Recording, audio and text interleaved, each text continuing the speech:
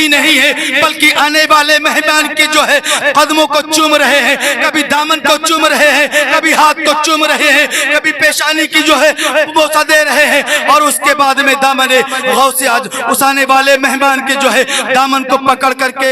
तुम यार नसीब वाले हो कि जो सरकार गौसे आजम के नाम की महफिल में तशरीफ फरमा हुए हो, वो गौसे आजम कि जिनको अल्लाह ताला कसमें दे दे करके खिलाता था, कसमें दे दे करके रब अपने महबूब गौसे आजम को खिलाता था। ऐ मेरे महबूब गौसे आजम खाना खा ले, महबूब गौसे आजम खाना खा ले, तुझे तेरे रब की इज्जत की कसम। महबूब गौसे आजम पानी पी ले, तुझे तेरे रब की कसम है। तब सरकार गौसे आजम तब खाना खाया करते थे, पानी पिया करते थे। किसी शायर ने बड़े प्यारे अंदाज में एक शेर को पढ़ा है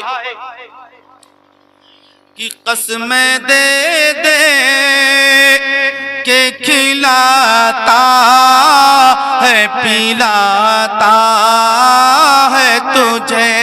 ऐसा सुभान अल्लाह माशाअल्लाह। कसमें दे दे के खिलाता है, पिलाता है तुझे।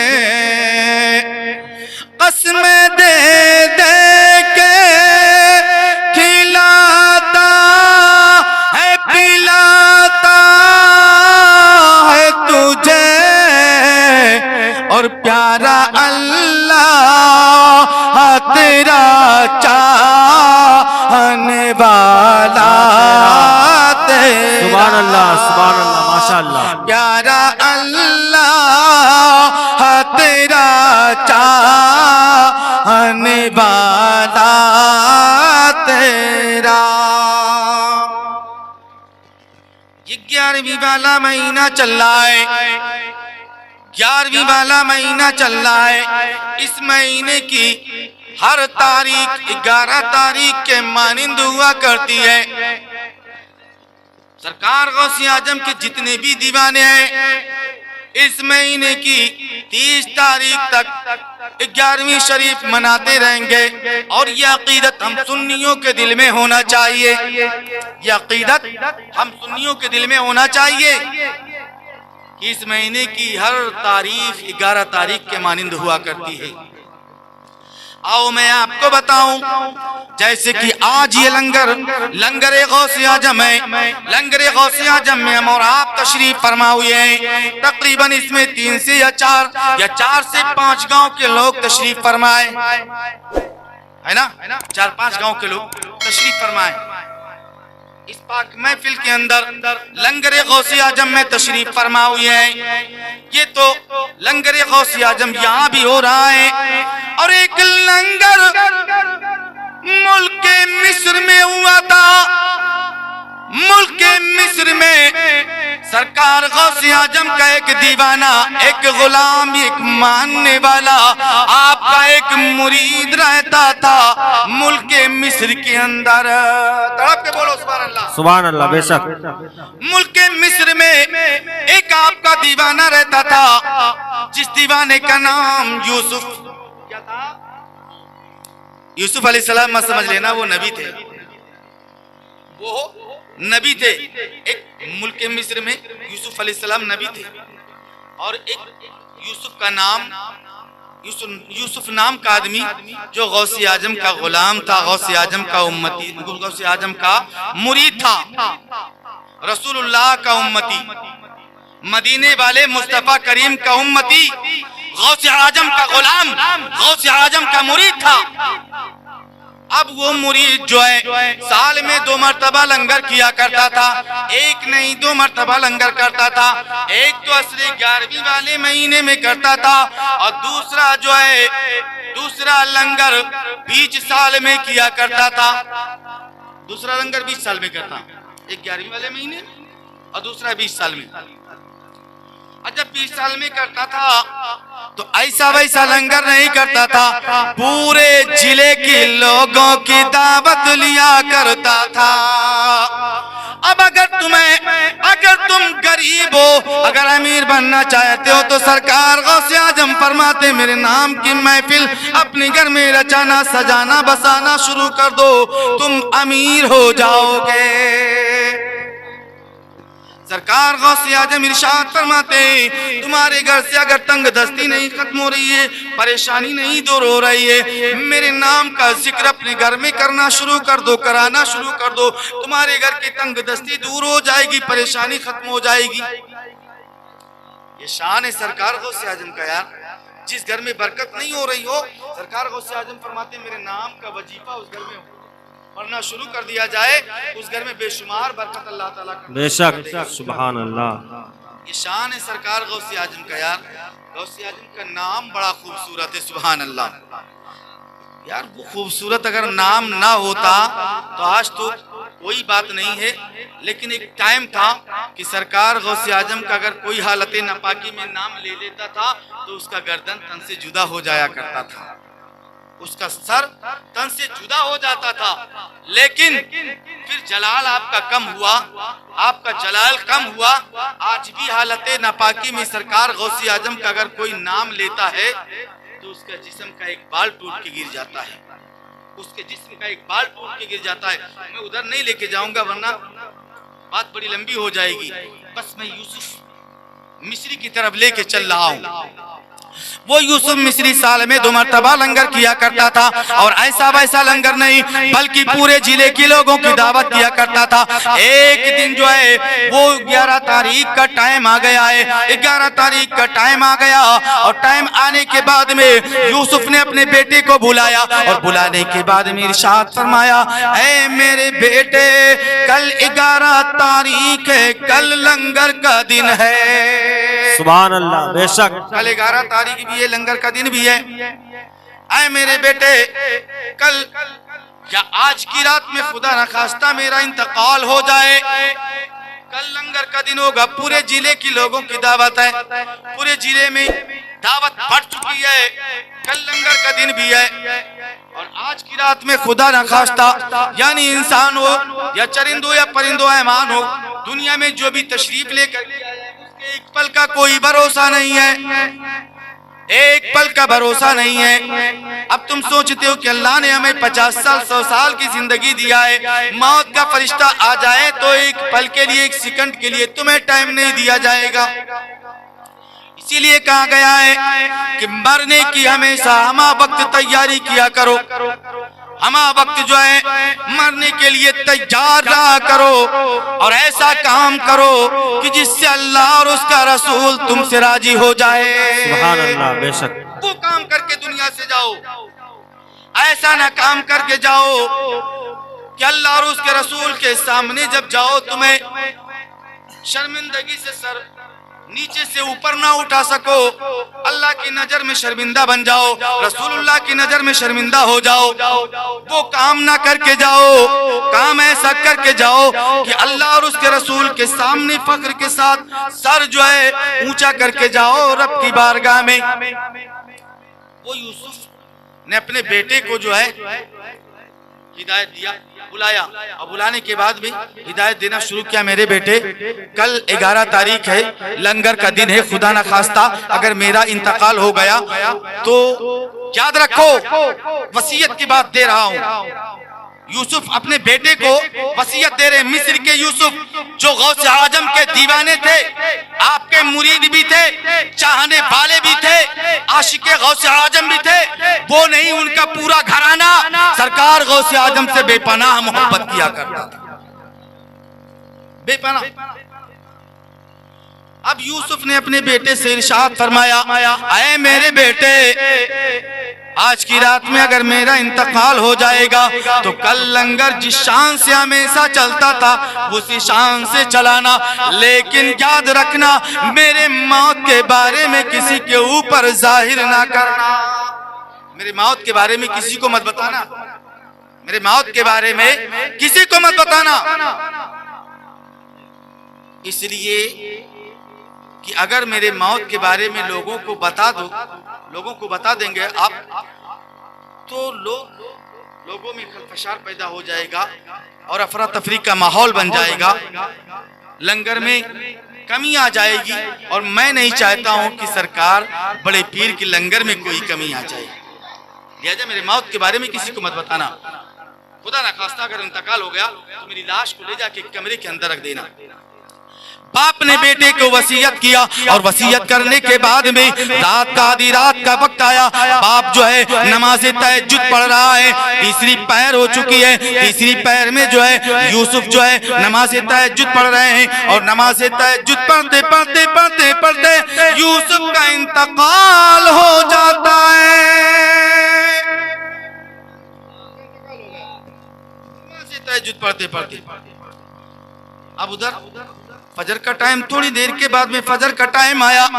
जब चौथा पहर आया, मुअज्जिन ने पुकार करके अजान पढ़ना शुरू कर दिया। मस्जिदों से अजान की आवाजें आनी शुरू हो गई। अब बेटा यूसुफ का बेटा दौड़ करके जाता है और सोचता है कि अब्बा हुजूर अभी तक नहीं जगे हुए हैं।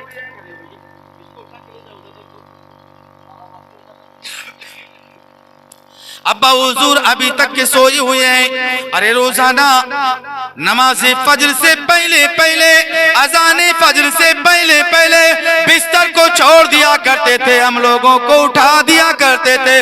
आज तो लंगर का दिन है लेकिन मेरे बाप की आज नींद नहीं टूटी है, आंख नहीं खुल रही है।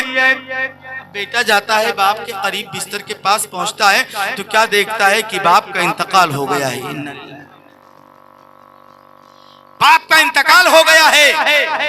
और जब बाप का इंतकाल हो गया है, बेटे ने देखा बाप के वसीयत के मुताबिक फौरन जो है बेटे ने अपने बाप की लाश को उठाया और लेके जाता है कमरे के अंदर रख देता है। और कमरे के अंदर रखने के बाद में ऊपर से चादर डाल देता है और चादर डालने के बाद में बाहर से दरवाजा बंद कर देता है। नमाज फजर का वक्त होता है, नमाज फजर बेटा पढ़ता है और पढ़ने के बाद में सुबह ही से लंगर शुरू हो गया। खाने वालों की तादाद आनी शुरू हो गई। अब लोग आते हैं, बाद फजर से ही लंगर शुरू हो जाता खाने वालों का।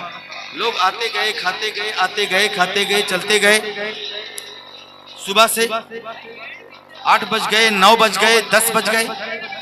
लोग आते गए, लंगर के अंदर खाते गए और आते गए खाते गए, चलते गए। लेकिन किसी ने ये नहीं पूछा क्या यूसुफ के बेटे जरा ये तो बता दे कि तेरे वालिद यूसुफ कहाँ हैं। किसी ने ये नहीं पूछा।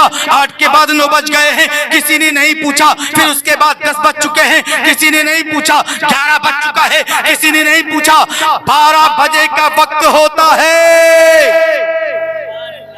12 बजे का जब वक्त होता है, एक नौजवान खूबसूरत चेहरे वाला, हसीन और जमील चेहरे वाला नौजवान, जिसके चेहरे से नूर की शुआएं छलक रही हैं, वो नौजवान उसी महफिल के अंदर आता है, उसी लंगर के अंदर आता है। आने के बाद कहने लगा, ऐ यूसुफ के बेटे जरा ये तो बता दे तेरे वालिद कहाँ हैं।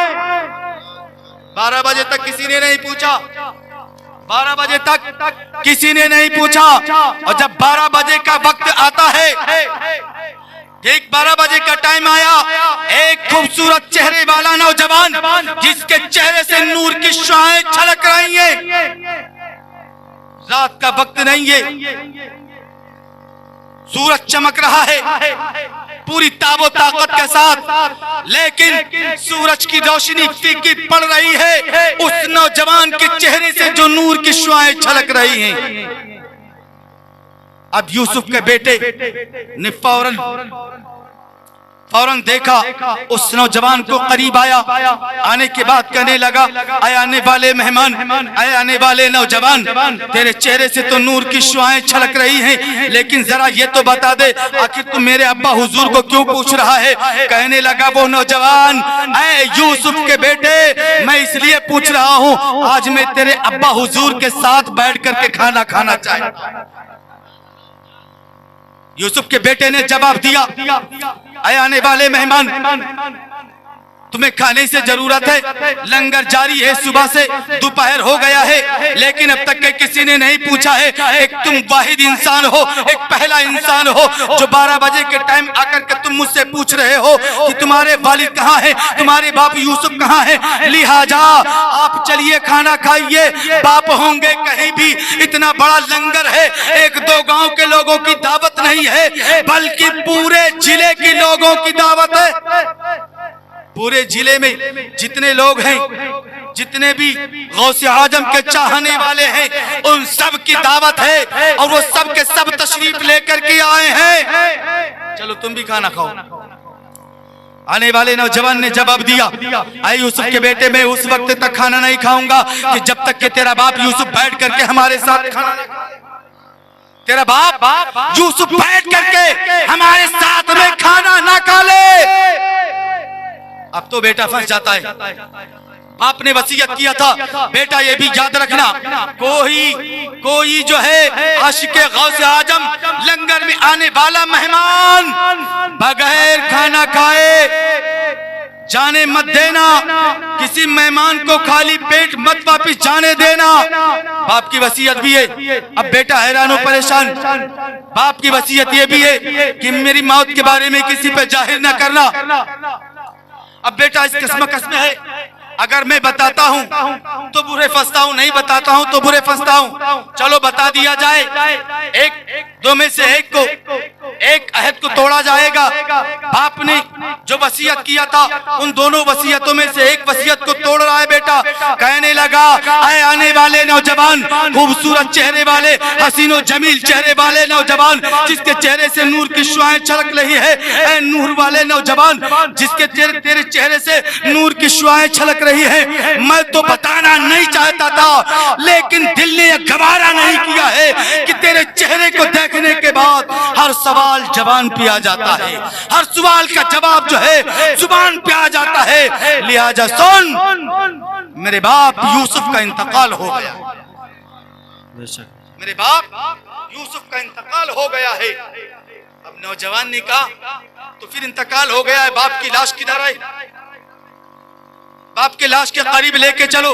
बड़ी तवज्जो के साथ सुनना, जहां तक मैं पहुंचाना चाह रहा था बस अनकरीब तुम पहुंचने वाले हो।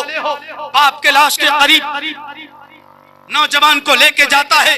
अब वो नौजवान हसीनो जमील चेहरे वाला नौजवान, खूबसूरत चेहरे वाला नौजवान बाप के लाश के करीब पहुंचता है। अब यूसुफ का बेटा उस नौजवान को बाप के करीब ले जाकर के खड़ा कर देता है और कहता, ये मेरे बाप की लाश है। चादर को हटाया, बेटे ने बाप के ऊपर से चादर को हटाया, और जब चादर को हटाने के बाद उस नौजवान ने, कह दो सुभान अल्लाह, और तड़प के बोलो सुभान अल्लाह। उस नौजवान ने, आने वाले नौजवान ने, खूबसूरत चेहरे वाले नौजवान ने एक ठोकर लगाई, सुभान अल्लाह। कुम बिइज़्निल्लाह, ठोकर मारी, कुम बिइज़्निल्लाह, उठ जा अल्लाह के नाम से। अब तो तड़प के बोल दो यार, उठ जा अल्लाह के नाम से। अब जब वो नौजवान कहता है कुम बिइज़्निल्लाह, उठ जा अल्लाह के नाम से, मुर्दे के अंदर, यूसुफ के जिस्म के अंदर कोई हरकत पैदा नहीं हो रही है। दूसरी बार ठोकर मारी, कुम बिइज़्निल्लाह, उठ जा अल्लाह के नाम से, जिस्म के अंदर कोई हरकत पैदा नहीं हो रही है। तीसरी बार जो है ठोकर मारी, कुम बिइज़्निल्लाह, उठ जा अल्लाह के नाम से, फिर भी जिस्म के अंदर कोई हरकत पैदा नहीं हो रही है। फिर तीसरी मर्तबा उस आने वाले नौजवान ने ठोकर मारी और मार करके कहा, कुम बिइज़्निल्लाह, उठ जा गौसे आदम के नाम से। नारे तकबीर, नारे रिसालत, मसलके आला हजरत, जश्ने गौसुल वरा, नारे तकबीर, नारे रिसालत। बेशक सुभान कुम बिइज़्निल्लाह, उठ जा गौसे आदम के नाम से। इतना कहना था कि वो यूसुफ जो है उठ करके बैठ जाते हैं, और बैठते ही नहीं है बल्कि आने वाले मेहमान के जो है कदमों को चूम रहे हैं, कभी दामन को चूम रहे हैं, कभी हाथ को चूम रहे हैं, कभी पेशानी की जो है बोसा दे रहे हैं, और उसके बाद में दामन गौसे आज उस आने वाले मेहमान के जो है दामन को पकड़ करके अर्ज करते हैं, ए आने वाले मेहमान तू भी गवाह हो जा। अब जैसे इतना कहा, आए आने वाले मेहमान तू भी गवाह हो जा। यूसुफ के बेटे की आंखें फटी की फटी रह गई, आंखें जो है फटी की फटी रह गई, देखता ही रह गया। आखिर मेरे बाप का इंतकाल हो गया था, रात के पता नहीं कौन से हिस्से में मेरे बाप का इंतकाल हुआ था। पता तो फजर के टाइम चला, न जाने कितनी टाइम मेरे बाप का इंतकाल हो गया था। अब तक 12 बज गए, अब तक के मेरे बाप के जिस्म के अंदर रूह नहीं थी, मेरा बाप जिंदा हो गया। आखिर मामला समझ में नहीं आया, मुअम्मा समझ में नहीं आया।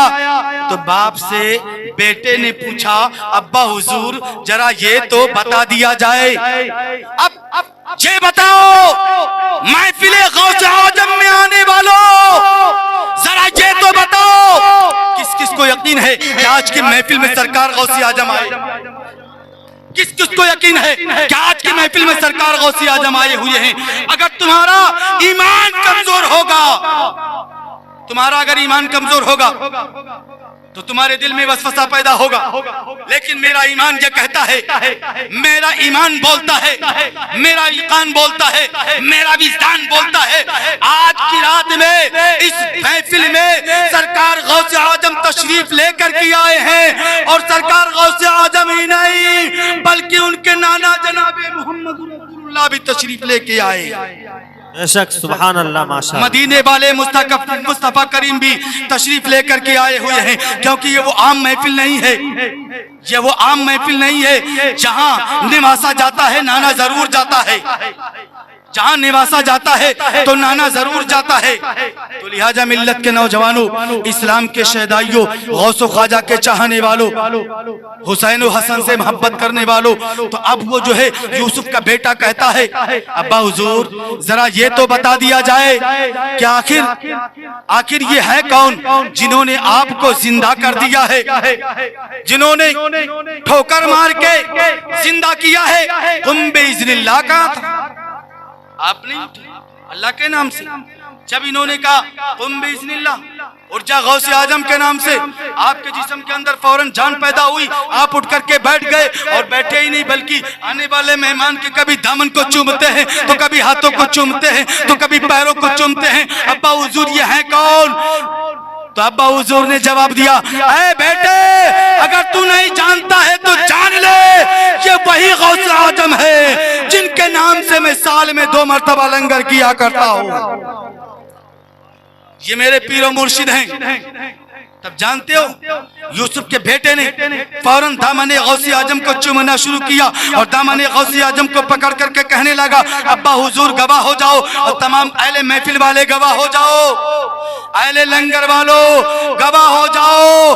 आज मैं इस बात का ऐलान करता हूँ, आज मैं मिस्र के धरती से इस बात का ऐलान करता हूँ कि जब बगदाद के गौसे आजम के पावर का क्या आलम है, तो मदीने के मुस्तफा के पावर का आलम क्या होगा? सुभान अल्लाह, बेशक, मदीने के मुस्तफा के पावर का आलम क्या होगा?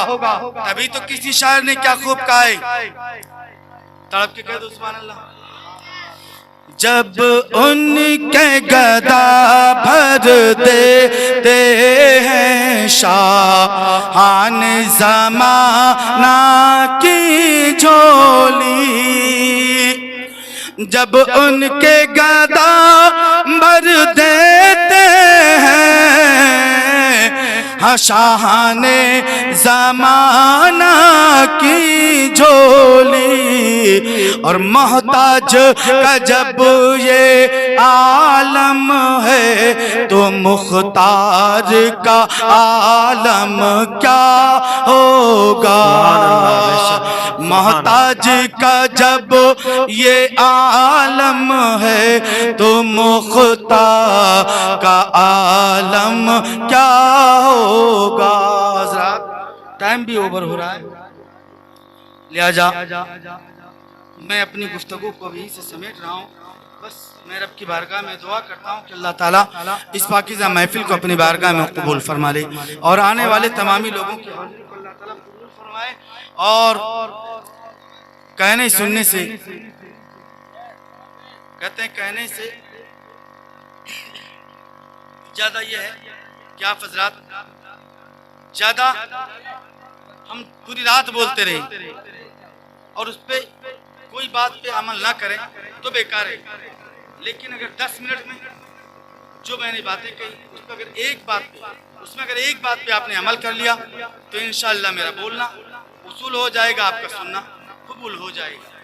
लिहाजा मैं रब की बारगाह में तौबा करता हूँ, हमारे बोलने में आपके सुनने में जो भी लग्जिश हुई अल्लाह ताला उससे माफ फरमाए। तौबा अस्तगफार अस्तगफिरुल्लाह रब्बी मिन कुल्लि ज़ंबि व अतूबु इलैह।